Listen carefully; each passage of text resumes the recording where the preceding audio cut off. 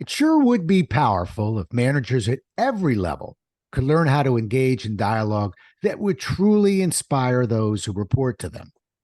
Well, let's have ourselves a pocket sized pep talk because my guest today specializes in doing just that. And she's ready to tell you how you can inspire those around you.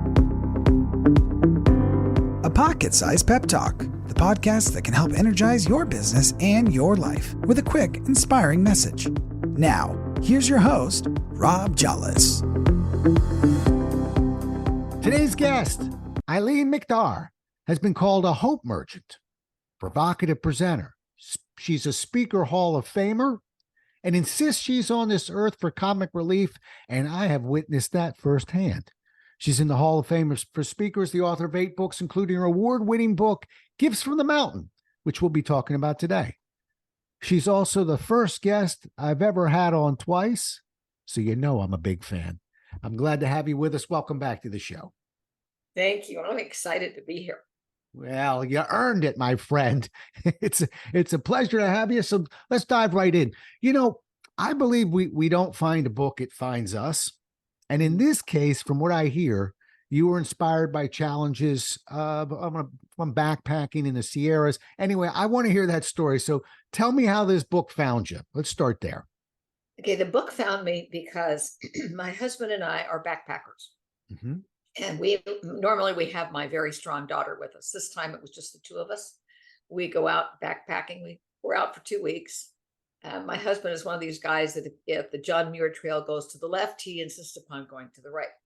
Bottom line was that we lost the trail early on. We're scrambling over boulders, over snowfields, you name it. And I was in the place with, okay, I got to be here for a reason. And I either have to figure out what this reason is or I'm going to kill him. So I had a little notebook with me. And every time I would see something in this adventure, I would make a note and say, what's the lesson? What's the lesson?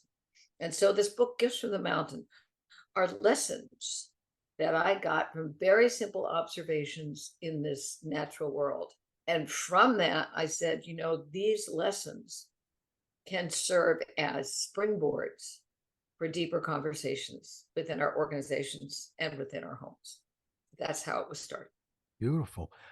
Quick question. Do you maintain a journal? So let's say we're not hiking in the Sierras. Do you maintain a journal and take those kind of notes on your observations? I do keep a journal. Mm-hmm. At the end of the month, I actually have a journal of, you know, what I did intellectually, emotionally, physically, spiritually. And then if there are things that I think have some ability to be written about, there's another book I keep them in. Right. And I also go back, Rob, and look at different things that I've written over the years that I haven't looked at for years. I go, well, son of a gun, that was smart. I think I can resurrect that one. Well, you're smarter than me. You know, I maintained a journal for, I would say 15 years, and I methodically did not look at it because I had this, I was wrong, by the way, but I had this thought that, well, I don't want to revise history. I don't really want to edit my journal. And I was afraid I might edit it. What a silly thought, because when I finally realized, oh my goodness, I'm taking these snapshots, but I'm not really learning anything from them. I'm basically taking a picture and putting it in a file. When you go back and look at it, and for me, it was, you know, every 5 stories, 3 of them weren't quite as interesting as I thought, but 2 of them were gems, and 2 of them had a completely different message. And so I really learned that it's nice to be methodically observant through a journal, but it's really powerful when you go back through that journal and figure out maybe what that lesson was. And it sounds like you're a fan of that. I do. I believe there's great wisdom if we step back and say, oh, what did that teach me? And really, at the end of our 2-week backpacking trip, my husband was still alive. And I had this little notebook of just simple things I had observed, came back and said, what could this teach me? What could this teach others? Beautiful. Yeah. Yeah. You know, I don't talk about my books. I'm not giving you titles, nothing, but I did write a book based on my travels as a road warrior. And it's same thing. It's these journal entries, and it's not, and it's the lessons that came from the entry So I didn't want to just say, see, I ate a cupcake. I wanted to go more, but it's a funny thing about cupcakes. And that's where I tell you, to me, it was really fun doing that. And you and I both know that sometimes, work gets in the way and we got to write towards work. But what I love about our conversation today is this sounds a little bit more, spiritual, a little bit more from the gut, from the heart. And anyway, I want to get let's carve into it a little bit. So you're a big metaphor person. You think metaphors are the key. Okay. So walk me through that. Let's start with here. I'll tell you what, let me get my question to you. Let's start with defining what a metaphor is, because I promise I, Rob Jollis, do know what a metaphor is, but I'm not sure everybody listening does. So let's define it, and then we'll figure out how you're using it. Okay. Okay. Well, let me backtrack to say I'm an old English teacher. So metaphors. A metaphor is a statement, an object, or anything that takes the place and gives deeper meaning to what you're looking at. So, and there's metaphors and similes. The only difference is that similes use the word same or like. Metaphors just say, well, here we're very metaphorical as speakers of the English language. So when we say it's raining cats and dogs, there ain't no cats and dogs going down. But what it says is it's really furry and wet. It's all this other. That's a metaphor. So I do believe that metaphors can jumpstart conversations when they're used. And I even before I did the backpacking, I can remember going into an organization and I was going to work with a team. And I don't know whatever possessed me to say this, but I was looking at the team members and I said, your department is like pizza. You tell me why. Pizza. What do you mean, pizza? Well, that's all I said. What was fascinating, Rob, is by taking something out of their context and giving it to them, they saw more ways in which their department was like pizza. And it made the conversation richer. It allowed people who normally are shy to come up. And then we said, so what does this mean for us going forward? It was fascinating. And that was the first time I'd ever used it. It just came up and said, it's like pizza. You tell me why. Yeah. Wow. It's funny you say that, because I had a presentation I gave actually at one of the local colleges here last night. And for some reason, I'll tell you why. They couldn't get the AV working. So I worked blind for an hour basically, which was actually, kind of freeing in a sense. But I found myself changing the style of my delivery a little bit. And the one thing I did was I sort of accidentally did a McDar, because I never do this, but I made a statement and I said, and I was about ready to explain it. And I went, you tell me why. And it launched into one of the coolest conversations. And you think after 40 years of delivery, we remember, maybe we should have the audience tell us a little bit more. But I stumbled into something similar, and I drove home. I immediately hit my journal, and I didn't want to make that accident. And here we go, 12 hours, 15 hours later, and you're walking me right through it. It's, it's amazing. That's why when people, if they choose to get the book, or even if they don't want to get the book, go to my website, find this title and scroll down. And there are conversation fire starter guides, one for coaches, one for leaders, one for community members. And it takes every one of the little lessons and ask different questions that make it go deeper. So what you did with your audience, Rob, is you said, you tell me. You invited them to a deeper conversation. Instead of just receiving stuff, they were giving it back to themselves, to you, and to their colleagues. Yeah. And they seem to enjoy it a little bit more too. Gifts from the Mountain. That's the book we're talking about. And Eileen walks the walk because before we even went on, I said, I promise I've got it on my nightstand. I'm going to go through it. She said, don't read, just cherry pick it. Just go in and find the spots that have meaning to you, which is a very unique way to look at a book, because most of us authors are like, oh no, you start with the foreword and then you're going to get into my introduction and I'm going to tell you why I wrote it and blah, blah, blah. But it's beautifully illustrated. And you mentioned they can get it at your website. Did you say that? right? They can get it online. Okay. So Go to Amazon, their, et cetera. But what's the website real fast? it's EileenMacDar.com. Well, you got to Not spell my that name. because there's And a it says GH in store. there. Yeah. And you Yeah. scroll down to store. Yeah. But they can get it on Amazon. They can get it through Barrett Kohler, who is our mutual publisher. Yeah. So there are multiple ways that they can get it. Okay. Yeah. And there's no worries. But Rob, let me say something. Yeah. It wasn't to flip through this and find out what calls to you. Here's how I would suggest using it. What's the current issue I'm dealing with in my life? What do I want? I don't know what's going on. I seem very confused about what I'm supposed to do this weekend. Open it up. This is what it says. Acclimate at a higher level before you begin the next part of the climb. So here you are thinking, what is the next thing I need to do? And when you read this, it says, maybe I need to stay where I am right now. Be comfortable before I start the next part of my journey.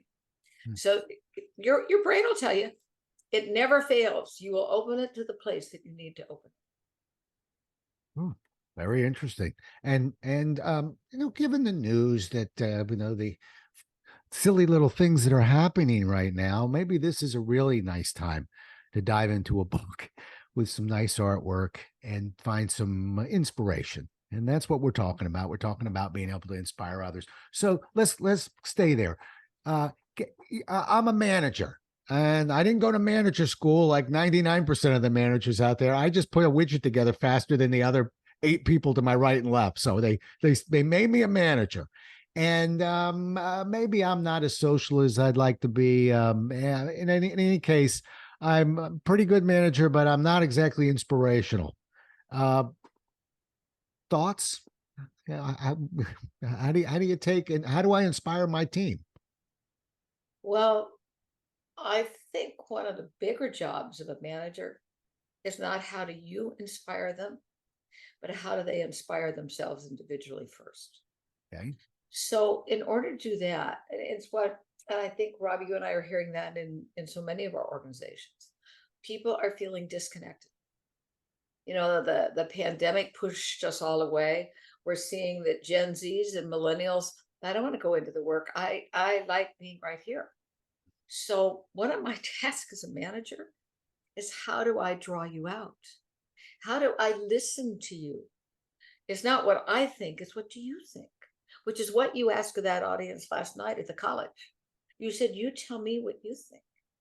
And I think the ability to ask a question and then allow yourself to receive, not to judge, but to receive what you're getting, is just a huge gift.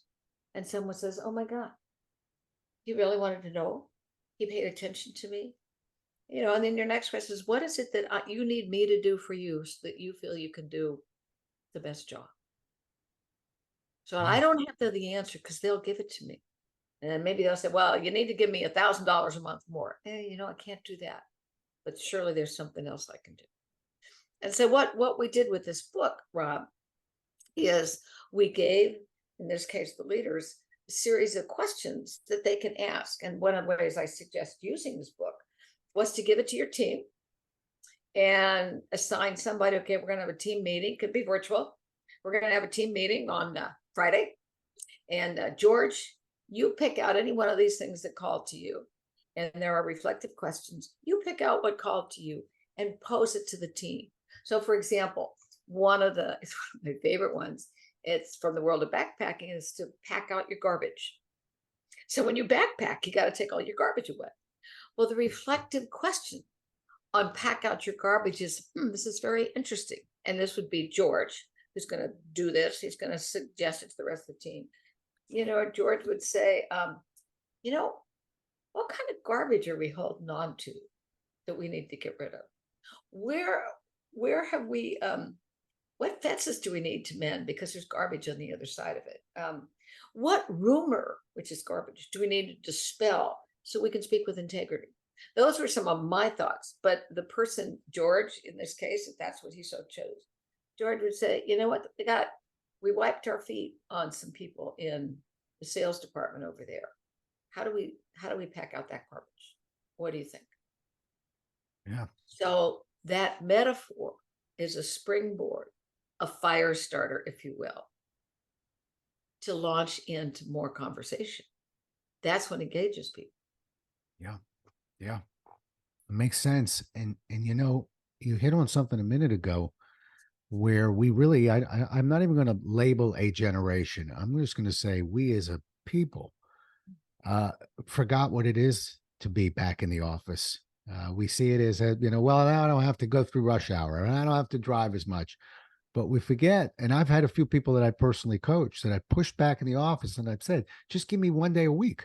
And you know why I pushed them back? Because I was spending 3 or 4 coaching sessions trying to get past the loneliness they were feeling, the sadness they were feeling, and couldn't figure out why.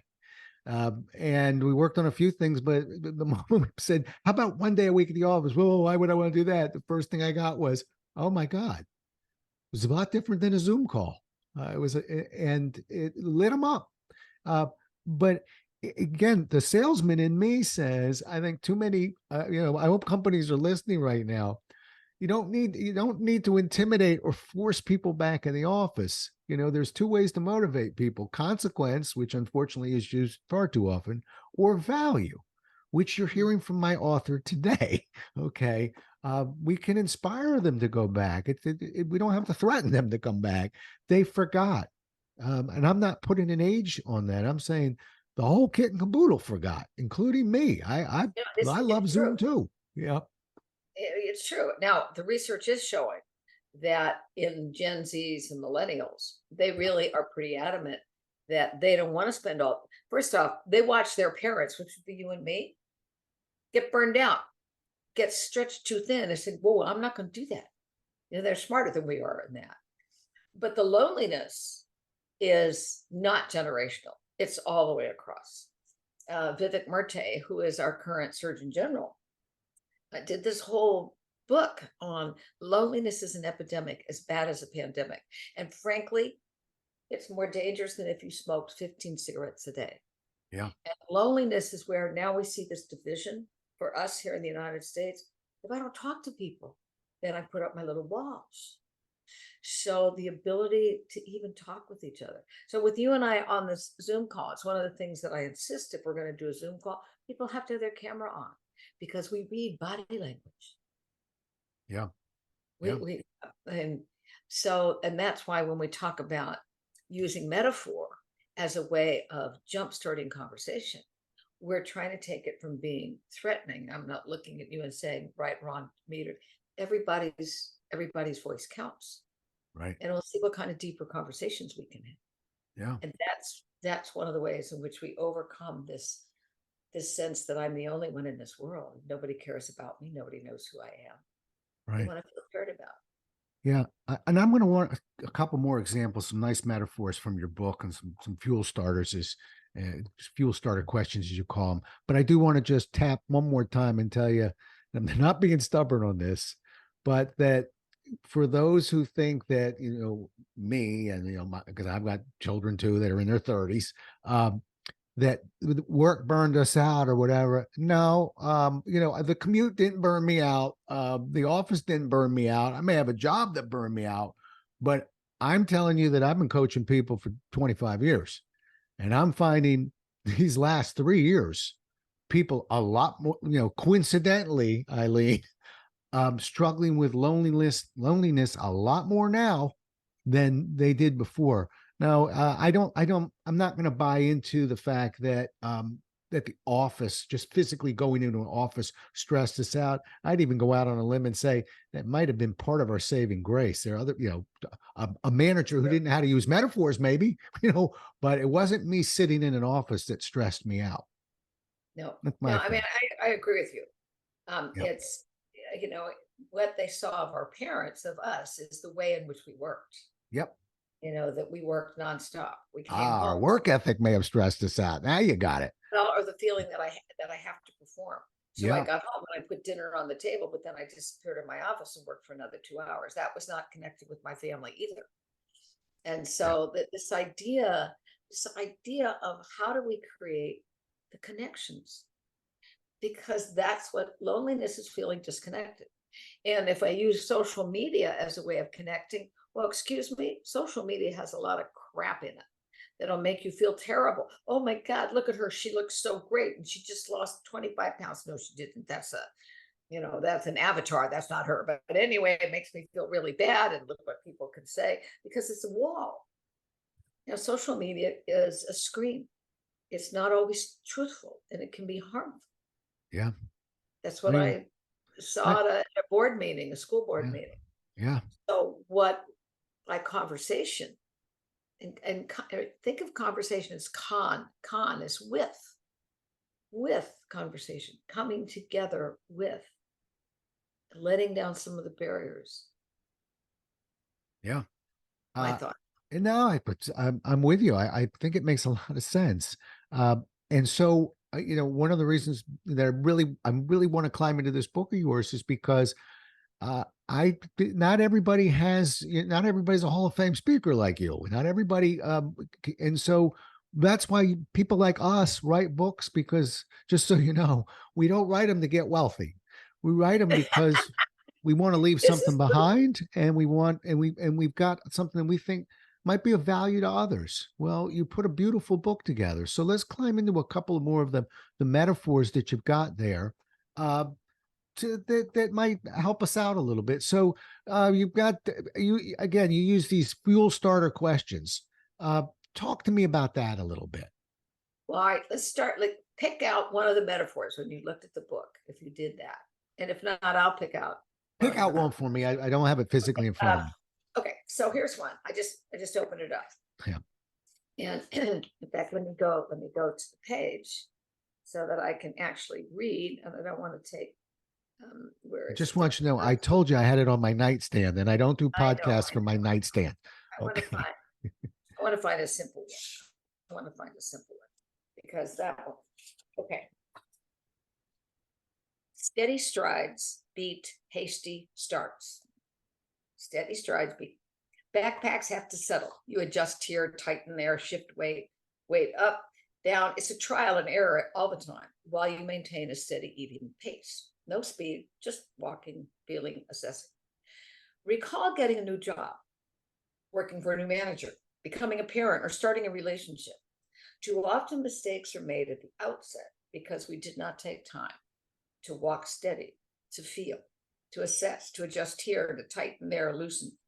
Ignore the small pains and the momentary twinges at your peril. They get bigger over time. Honest adjustments are easy in the beginning. Pay attention.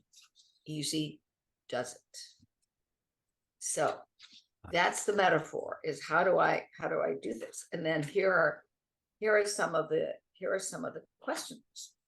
So here it is. Where are we moving too quickly that we're getting in trouble?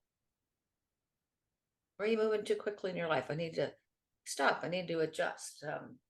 How do we pay more attention to our process instead of the end product? The process is what makes us crazy. What adjustments do we need to make? Just like the backpack. What's too tight? What's too loose? And then those are just my thoughts. Yeah. My intention is that the people who are involved, particularly if we're sitting around a table, they put their own questions there. What are the things that are related to this world of backpacking? And what do we need? Where do we walk steady? And what do we need to pay attention to? And where is the hurt? Right. Because the hurt could get worse. Right. Yeah. Beautiful. Look, it's a little early, but I smell a stocking stuffer. I really do. I want to, it's a pretty wide stocking, but it'd work. It would work. Yeah, no, it's folks, he's holding it up. I wish you could see it. It's really a beautiful book. And I think, particularly given our times, I'm not so sure a sales book's going to pull you out of this right now. We need a little bit more color, a little bit more beauty. I think it's just outstanding. And that was literally, she just sort of thumbed through and landed on a page. I think it's lovely. And I think you should be, when did that book come out? Oh, geez. I don't know. I don't even remember. Well, metaphors don't have a shelf life, so you don't have to worry. The good news is that it's evergreen. Yeah, that's what I mean. I'm not talking about current events. Right. Who's the president, who's blah, blah, blah, who just won the Academy. It doesn't matter. I'm not talking about research. It's being. Yeah. And so that's one of the wonderful things that here. I just opened up one. I just opened it too. And so, and the statement is, watch for wild onions. Until I joined my husband's backpacking treks, he never realized that wild onions were there for the taking. Added to noodle soup, the tang of a spring-fed tuber brings life to an otherwise ordinary ramen dish. We've all got wild onions. We can add zest to our journey. Wild ideas, wild plans, wild flowers, wild moments of wild abandon. You just have to know where they are and how to use them. So the questions would be, Yeah. well, Yeah. what is it that is wild out there that we haven't paid attention to that we could use? Yeah. Yeah. What would be a wild onion for you? For me, Yeah. I'm looking around. What would be a wild onion? Um, I actually think some of the people that I am friends with, that I've um, lost contact with a little bit. I think that sometimes there's no prompt. We just sort of forget them a little bit, and if we're blessed, they don't forget us. But I wish I did a better job of keeping an eye on them. I'm never sad when I'm with them. They just add energy. They don't take it away. And yet I'm forgetful. Yeah. So here were some of the ideas, the questions that I came up with if somebody so chose to read that about wild onions. Mm-hmm. What's the wild idea that bears exploring? I don't know. Yeah. Where do we need to add spice to our service or product? It's gotten boring. What's the wild onion that would add some little bit of jazz, whether it's color, whether it's a literal spice, whether it's a new addition that we put into the product or service offering? Who would add spice to this gathering? So I got my team around me. Who do we need to bring in who would add spice to this? What are some of the thoughts you might have? Hey, Eileen, do you give presentations with this book? In other words, do you use this book as a backbone for presentations? That's a really great question. I did when it first came out. I haven't in a while. And now that you're asking that question, I think it's a wild onion I need to go back, pull out. I do, because a dinner talk, a kickoff meeting, a year-end meeting, something along that line, where we just need to get our batteries charged up. We need to. I just think that would be. I think that would be something to explore. Your wild onion. I think that would be something to explore. Love the idea. Yeah. All right. Well, do you mind if I just shift for a second? Because I only got a minute or two more with you, and I want to. And I so appreciate you as a speaker. So I do. I think you're amazing. I've seen Eileen speak.